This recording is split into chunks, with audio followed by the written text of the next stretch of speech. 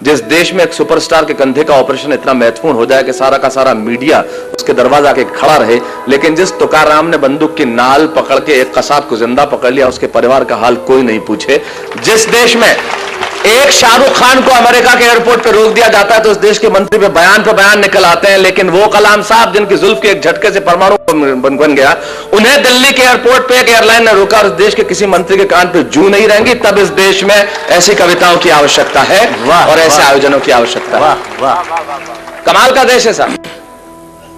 Pizza इस देश में 30 मिनट में घर पे आता है, 30 मिनट में नहीं आए तो पैसे वापस कर देते हैं। आप पुलिस वालों को बुला के देखिए, कभी सलमान के बालों तो कभी कैटरीना के गालों पे मर गए। आज इस अवसर पे इससे बढ़िया पंक्तियां मुझे याद नहीं आती, क्या बढ़िया बात कहते हैं वो कवि कि कभी सलमान के बालों कभी कैटरीना के गालों पे मर गए, कभी चुंबन कभी चेहरे कभी चालों पे मर गए। ऊपर बैठ के भगत सिंह भी कहते होंगे, यार सुखदेव राजगुरु हम भी किन सालों के लिए मर गए। वाह वाह वाह वाह वाह वाह, क्या बात है, क्या बात है, क्या बात है, क्या वाह, बहुत अच्छा बहुत अच्छा बहुत अच्छा। शैलेश भाई एक बार फिर तब इससे आगे की पंक्ति मैंने एक बात कही कि हमने याद रखा, हमने हमारे महापुरुषों को याद रखा, लेकिन हमारे महापुरुषों को कैसे याद रखा। एक पंक्ति में कहना चाहता हूं कि सपनों के झूले में हम सभी झूल जाते।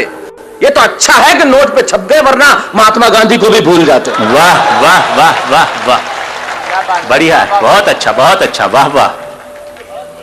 ये स्थिति हमारी हो गई। झंडा ऊंचा रहे हमारा, मैं पहले भी आया था तब मैंने एक बात कही थी कि ये नाम आपका बहुत अच्छा है कि झंडा ऊंचा रहे हमारा, लेकिन मैं इसमें सिर्फ एक परिवर्तन चाहता हूं कि इसे आप रहे नहीं कहें, सिर्फ इतना सा कहें कि झंडा ऊंचा है हमारा।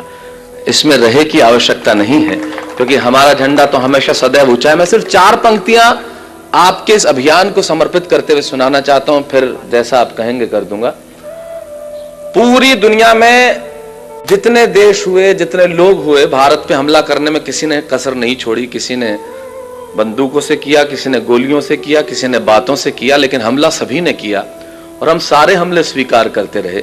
सारे हमले स्वीकार करने के बाद शायद दुनिया ने हमारे मौन को न जाने क्या समझ लिया।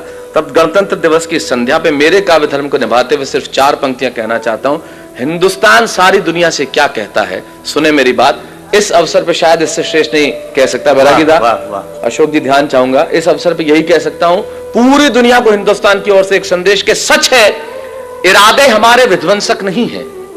सच है इरादे हमारे विध्वंसक नहीं है और अकारण युद्ध के हम भी प्रशंसक नहीं है। सच है इरादे हमारे, हिंदुस्तान सारी दुनिया से कहता है कि सच है इरादे हमारे विध्वंसक नहीं है, अकारण युद्ध के हम भी प्रशंसक नहीं है। अहिंसा के पुजारी हैं हम, लेकिन सुन ले दुनिया अहिंसक हैं हम, नपुंसक नहीं है।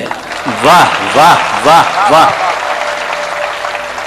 राष्ट्र जिस दिन ये भाषा बोलने लगेगा, मेरे ख्याल से दुनिया को कुछ और कहने की जरूरत नहीं होगी। सिर्फ एक पंक्ति और कहना चाहूंगा, जीवन में इससे श्रेष्ठ मैंने कुछ नहीं लिखा, वो एक पंक्ति कहता हूं। ये तिरंगा जिसे लहराते हुए आज हम बहुत गर्व महसूस करते हैं, जिसके नीचे खड़े होकर जनगणमन, मैं अभी पिछले दिनों सेल्युलर जेल देख के आया। यकीन मानिए उन लोगों ने भारत की आजादी के कुछ नाम हम गिन लेते हैं जिन लोगों ने प्राण दिए, ऐसे बहुत सारे नाम हैं जिन्हें हम जानते नहीं हैं, लेकिन अगर उन्होंने प्राण नहीं दिए होते तो इस तिरंगे के नीचे खड़े होकर आज हम मुस्कुरा नहीं रहे होते।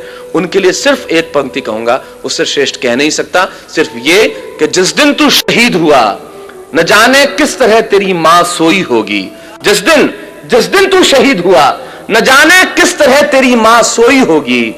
मैं तो बस इतना जानूं वो गोली भी तेरे सीने में उतरने से पहले रोई होगी। वाह वाह वाह वाह वाह। मित्रों, यह औपचारिकता नहीं थी, इस राष्ट्र के लिए ऐसा सोचना बड़ा आवश्यक है और सचमुच इस तरह के आयोजन की आवश्यकता है। संजय जी, मैं बधाई देना चाहता हूं, चारों तरफ तिरंगे लहरा रहे हैं, आप 5000 मोमबत्तियां लगाएंगे, झंडा ऊंचा रहे हमारा। मुझे आज कोई पूछ रहा था, आप इस कार्यक्रम में जा रहे हैं, इस देश में आजादी के बाद इस तरह के कार्यक्रमों की आवश्यकता क्यों है? तब मुझे लगता है इन कविताओं की और ऐसे कार्यक्रमों की आवश्यकता सबसे ज्यादा है, क्योंकि जिस देश में रविन्द्रनाथ टैगोर के जय है जय है जय है से ज्यादा AR रहमान का जय हो बजने लगे, जिस देश में एक सुपरस्टार के कंधे का ऑपरेशन इतना महत्वपूर्ण हो जाए कि सारा का सारा मीडिया उसके दरवाजा के खड़ा रहे, लेकिन जिस तुकाराम ने बंदूक की नाल पकड़ के एक कसाब को जिंदा पकड़ लिया, उसके परिवार का हाल कोई नहीं पूछे, जिस देश में एक शाहरुख खान को अमेरिका के एयरपोर्ट पे रोक दिया जाता है तो इस देश के मंत्री पे बयान निकल आते हैं, लेकिन वो कलाम साहब जिनकी जुल्फ के एक झटके से परमाणु बन गया, उन्हें दिल्ली के एयरपोर्ट पे एक एयरलाइन ने रोका और इस देश के किसी मंत्री के कान पे जू नहीं रहेंगी। तब इस देश में ऐसी कविताओं की आवश्यकता है और ऐसे आयोजनों की आवश्यकता है। वाह वाह।